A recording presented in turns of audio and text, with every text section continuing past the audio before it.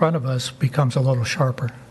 I'd really like to see a high quality presentation on the funding sources with coordination with city attorney and really any and all of the staff members and specializations that could weigh in on that, because I think that when you're talking about potentially $10 million,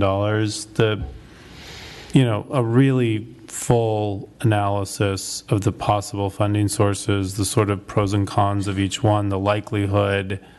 I mean, to me, that's as important as the engineering. But that may have to wait till we have an engineering design. Yes, but you know what, that's back to the same issue with the parking structure out here, where we said, well, I'm not going to spend $250,000 to commission a study for a project that I'm not going to be able to build. Good point, good point. Right? I mean, so you do kind of have to say, well, yeah, I can't spend 200. Well, there's a slight difference there.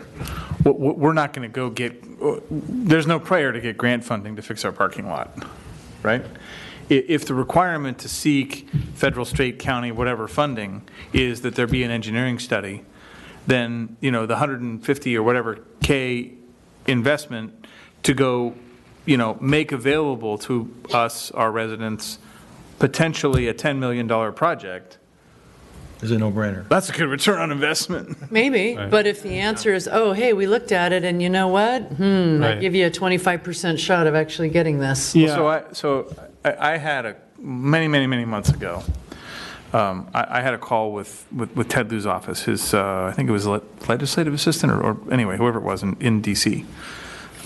Granted, prior, not to get political, prior to administration change, so who knows on funding. But she said to me after understanding that, she said, look, we need an engineering design, and we need to understand it. We have not funded, we like to equally or as best we can support the agencies in our area, and we haven't been in a position to support you before. So yes, we're very, very interested, but you've got to bring me something. She used my least favorite word, shovel ready. Shovel ready? Yeah. You have to bring me something that's shovel ready in order for us to, push it, look at potentially getting funding, et cetera, et cetera.